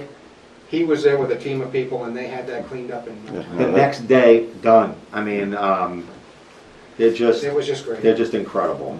So, just so pleased. Custodial, Norman Road, this is for site engineering for future development. We put it way out. Again, a lot will depend upon, you know, the group's work that's studying our facilities needs. And that would be using impact fees. Custodial cleaning equipment. I got another question. I'm sorry. I always have lots of questions, sorry. Access to, when you say the Normand Road, Yeah. I believe there's access from the school around, but that's, you can't get through from the school? You now? really can't. No. Okay, are we talking that small little road that goes by the Same. Villa Cemetery? Yeah. Okay. Yep. Was that road, was that part of the land we purchased? There is no road there right now. There's a small road It's a there. small little dirt. The access road. I know that, but it's like, it's not even like. Yeah. I don't want to It's not even get a bogged road. down in the site. When they come into the site thing, we're gonna see it. Okay, Yeah, that's all, that's way into the future. okay. Sorry. Custodial cleaning equipment, again, as Randy mentioned, you know, we have, you know, walk behind, but we have a lot of riding of cleaners Equipment, and you know, it's equipment. just staying on top of as the latest and greatest equipment come out. You know, custodial equipment is basically on a 5-year It's not cycle cheap. because of the use, and it is not inexpensive, but to keep our buildings clean, to be as most efficient with the labor hours that we have available to us, we need the equipment to be able to do that. And I will say, and I am very proud of, that it has taken us some years to get there, but when you walk through our schools today versus a few years ago, our schools are in really Yeah, nice they look- condition. they look That's great. because the partnership with our school board has been very good to us to making sure that our custodians have the equipment that they need to properly maintain our schools, which I think we have done a phenomenal job with. I'm just gonna give a plug for the custodials and I wanna call it Dawn and her crew. Yes, yeah. For all the schools. They do a great job. You gotta wear sunglasses sometimes when you go through there, the floors are so shiny. I probably do. Yeah. Randy, you wanna take 274, the salt shed? Is right now, we have a great relationship with the town that we try to go, when we know there's a snow event.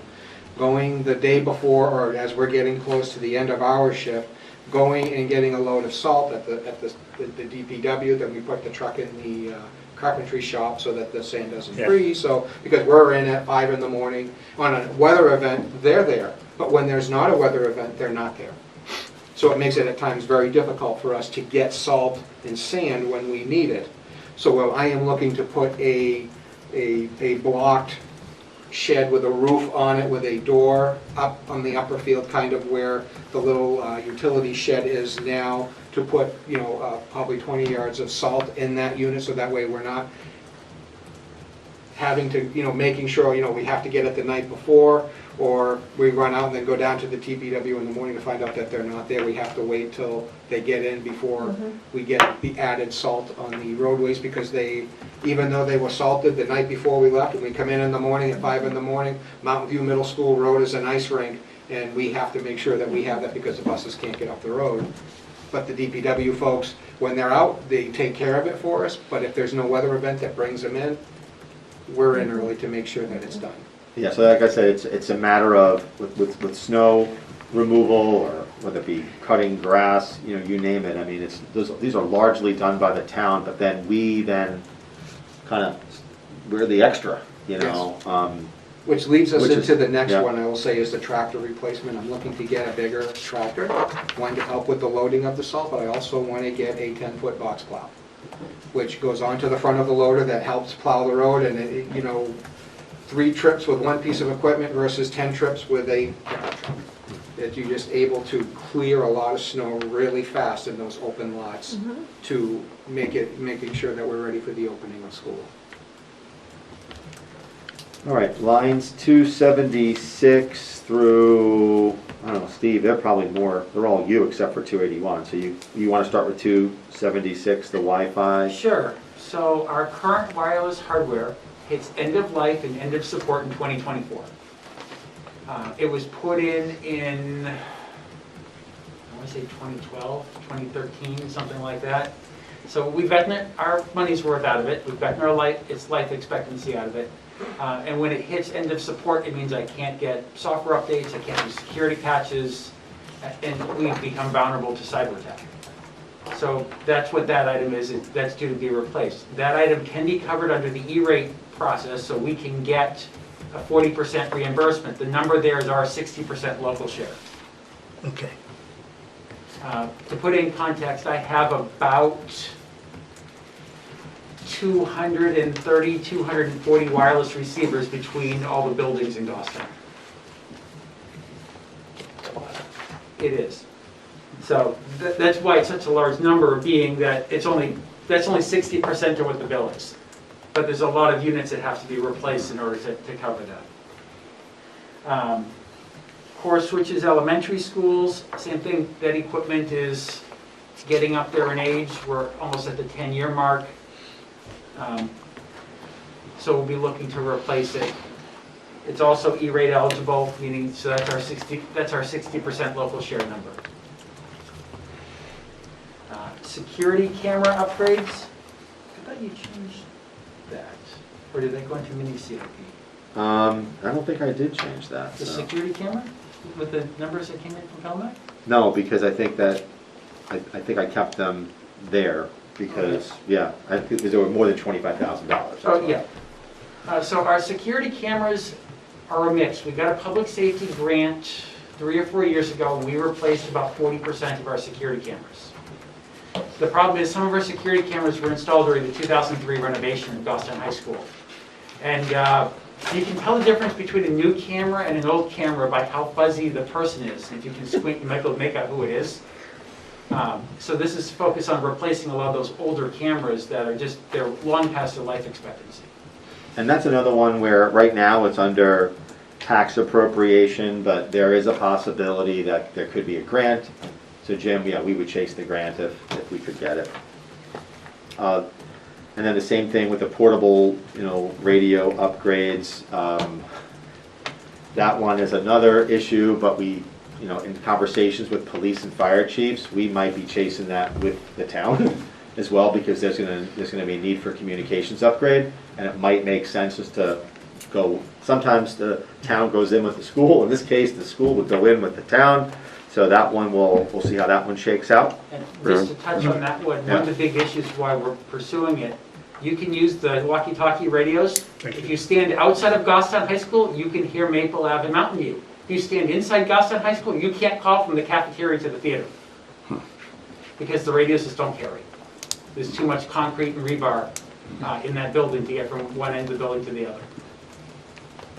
That was gonna be my question about the portable radios that, like when we're setting up for elections, that we use in conjunction with the custodians and whoever, so that we can talk to them You when we're can't, like, oh, Yeah, so we already have a quote or a bid, shall I say, and that is to put in repeaters in the building to avoid that at the high school, and also would enable us to you would be able to communicate inside the building to Maple Avenue, and to Town Hall and to the fire station for that matter. One of the things that we're looking at with this as well is, again, the security aspect of it is we're looking to designate each school their channel.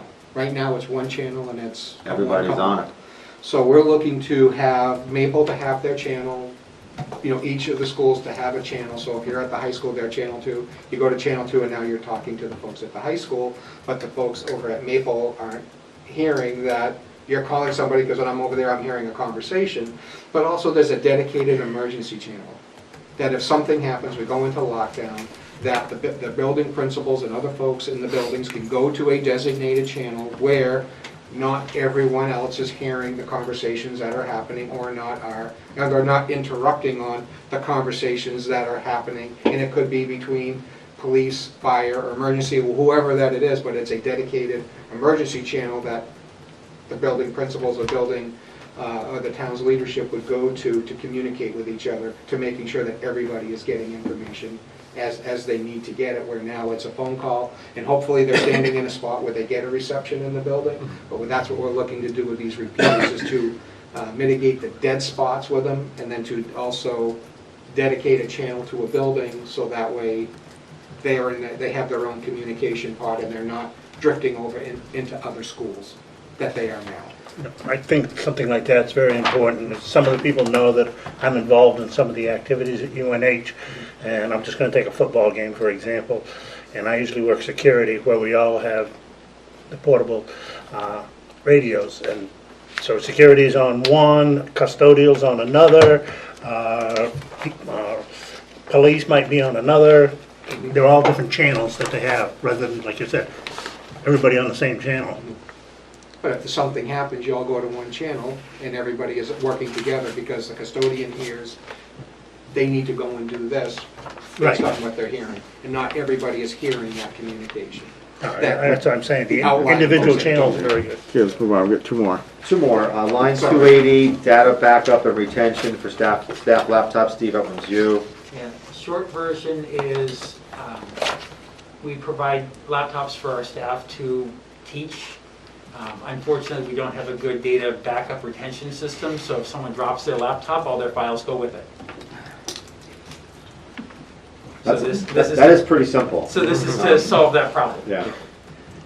And lastly is line 281.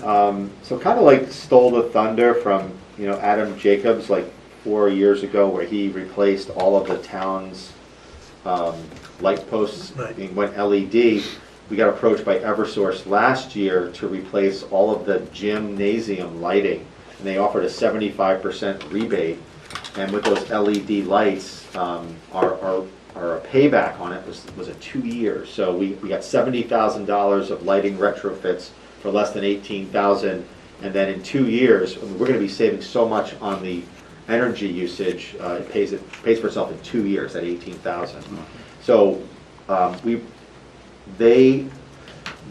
that was one of these things that had to get done by the end of the year type thing. So I know that they've been through our schools again, and we're waiting to hear some proposals from them to do some more lighting upgrades. So not only do you get better quality lighting in our schools, dimmable in many cases, but you also save a ton on electricity. And when you get 50 to 75% rebates from Eversource or New Hampshire Saves, it becomes a no-brainer. So we had to put money, that was one of our last minute additions because if we're going to start to look to do some of these projects because it will cut our energy costs and provide better lighting to our students and staff. That was it. I know it was a lot, and I know this is probably double or triple what we did 3 years ago, but, you know, and then every year we're always like, oh, we forgot this, you know, but it's just been a very, really, I mean, an incredible, you know, tool for us. The one thing that you probably will see when you look at, you know, revenue, so I mentioned before, you know, these 6 years, probably over $10 million, but let's say year one, even though we've got $1.5 million of school projects, when you talk about the grants and other funding sources, the net cost would be 287. So we're trying to leverage those grants. I do want, you know, 30 seconds on my soapbox, and is that the beauty of the CIP, and more so the beauty of our capital reserve fund. I'm so thankful to the voters who have been good about putting money into it. It allows for planning, and it allows for just sustained, slow bites at the apple. And, you know, I can't tell you how important it is for the community to continue to fund the Capital Reserve Fund. Because as you can see, when you have, let's take away that the field, $8.5 million, and then take away the grants. If you've got $6 million worth of capital projects and you're only putting in $200,000 a year into your capital reserve fund, you can't afford to, one, take a break, and you really got to think about putting a little more into your capital reserve fund. Because even if you put $500,000 into it, that's $3 million over the course of the 6 years with $8 million in needs. So, but I wouldn't even be thinking this way if it wasn't for CIP and the matrix that the town does, because it forces you to think that way. And I just hope that others in the community, this body especially, sees the benefit of capital reserve funds. I know the town uses them. School, it's just been such a good tool for us. Really powerful tool for us. Well, the voters have to understand that it's not what you appropriate in each year, it's how you pay for it in each year and to even it out, and that's one of the tools to do that. So then you can get the big ticket items and not throw everything else off the schedule. Yeah, and it's a hard thing to teach people when there's no town meeting, no town newspaper. That's why I try to do my soapbox, because anytime I can get, I try to tell that story, because it's been very helpful to us. Yeah. Well, this was a major presentation, but you remember how big the school budget is as part of the total budget. It's not disproportionate, but it's very detailed, and I appreciate the time you spent in preparing for it. So when I think the board was very good education, I think back to some of the early years of school meeting when invariably somebody in the stands would make a motion to cut the budget by 10%. I can tell who that used to be. And the question is, well, how are you going to do that? The answer is, well, we'll let the school board figure it out. Well, now you see the complexity of what they present and how the pieces fit together, and that's not how it works. You can debate points, but it's still put together well. Ellen? Just one thing I want to note on page 9, if you look on down, let's see, it goes down to like line 285 or so. It shows the revenue sources anticipation all the way across, so you can see how much is coming from which source each year. Sure. And that, to me, was important to see that broken out like that. Expenses and its revenue. Okay, does anybody have any questions? We're going to go over this when we deliberate, review it. Do any of you have any thoughts that you might need these gentlemen to come back and make any further presentations, or anything that wasn't thoroughly beat to death? Well, if I can get on my soapbox, I'm looking at the time, and we're about 5 minutes under what I thought we would be, so I'm going to take a little bit of time if I could. When I know I've only been here 5 years, I'm going into my 6th year here at the district, and I remember the first time we came and sat with you all, that it definitely was not in this format, when we were talking about stuff. And I remember just a short time ago, we had issues, and we came to you all and said, hey, we have a problem at the school and we need money. And it was at this board that folks said, well, how did we not know that? You know, Oh, it's a budget committee, I think it was. It was- It was a budget committee. there was a number of things Yeah. that we didn't know Yeah. that that was an issue. So then we sat down and I'll say Dawn and I put a lot of work into putting this together. And there's a lot of things that we do, and we have the CRF list that we have, that we also put together, that we also go out and we get quotes to take a look, to at least get us in the ball field of what it is that we're looking at. Because there are times, as we say, that things happen where somebody will say, we need to do something, we need to do it now, but we've already done a lot of the homework of what that cost of that project will be. And this is where this tool comes in extremely helpful, and then the backup that is on the CRF plan that, to pick some of these things off. You know, we put them in as best we can to try and balance it out, knowing that we're gonna come to a process like this, and you all are gonna look at it and say, well, you may not agree where it is, but it's on there for you not to agree where it is, and you may move it to where it makes the most sense. So we try to get everything on here that we think could potentially come back one day and say, we have a problem here, and at least it's on this list that somebody or collectively we have looked at it. You know, you may say, well, you said it wasn't gonna happen for 4 years, but we're doing it now. Yeah. But it's on the list. Yes, so it's a part of the tool. Committee, look at page 9, the bottom line, it's in pink, line 298. One of our goals, if you recall, was to even out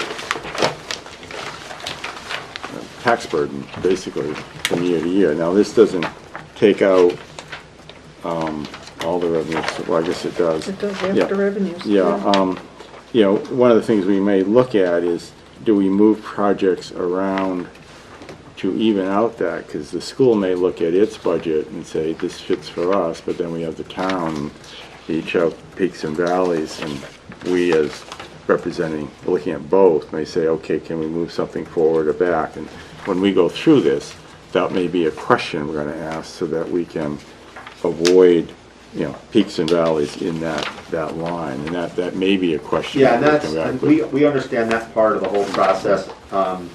The one thing that I would ask you to consider is that these ESSER-type funded projects, we do have deadlines, not deadlines, but they expire. Yeah. So they expire in 2024, and I think it's 2024 to 2025. I think ESSER 2 is 2024, the other one is 2025 for us, so. And often it means moving things forward, though, it's not just moving them back. Yeah. I mean, you know, 2022 is a light year, and the next year is a heavier year. Yeah. We're gonna look at, well, the things that could go in either year, should we move it forward? It's not just putting Yeah. things off, and that's, Scott said one of the reasons, but we just, sometimes things can be done sooner to even out tax. So that's something we'll look at as a committee. Great. Just one thing, and it goes along with what you said, Jim. If this committee is looking at moving anything, we need to be very aware of the attached revenue Yeah, that might be yeah. with it. And speaking with them, will it be available at that time? That's correct. Kind of and thing. There's a we- lot involved. We don't want to move things without discussing it with the movies, the people affected by that, so get the, so that would be a reason to either call you back, or at least give you Yeah. questions to look at, so we're not being And arbitrary. most of you have my number, but if you don't, it's 660-5754, give me a call. Okay, thank you. Thank you. All right, thank you Wait, very much. are we good? I'm not gonna ask Brad if he has any So- questions. Wait, Danielle, Next meeting is July 29th. okay? We have the Sewer Commission and DPW, and those are your last two presentations before deliberation. Okay. May I ask a question? About our meetings? Thank you, guys. Thank you very much. Thank you. Thank you. Good night. It seems that you might know about this, how things get approved for meetings, townwide board meetings and committee meetings. I keep having 2 meetings that I'm involved in on the exact same night. The CIP is one of them. Well, we're more important than anybody else, so that's. Oh, well, that's why I'm okay. here. But I'm on another Yeah. one. Is What's the other anybody, the Bridge Committee. Yeah, Oh, yeah. And I'm that's a like, temporary committee, and I Yeah. believe they end up electing the time based on space, and the Well- committee, like an ad hoc committee has representatives Yeah. from Yeah, I know. 8 different. I know. Well, we've carved It's just- out our time and territory. I'm not giving up. The question for the committee, though, is does 6 o'clock work better than 7? Everybody good with that? Great for Okay, me. and we'll stick with this then. Good. Looks better for me. And I love meeting in person. Yeah, okay. Okay, Brad made our motion to I did. adjourn. I think Jim seconded. If he didn't, he just did. All those in favor say aye. Aye. Opposed, abstentions, motion carries. Thank you. Next meeting.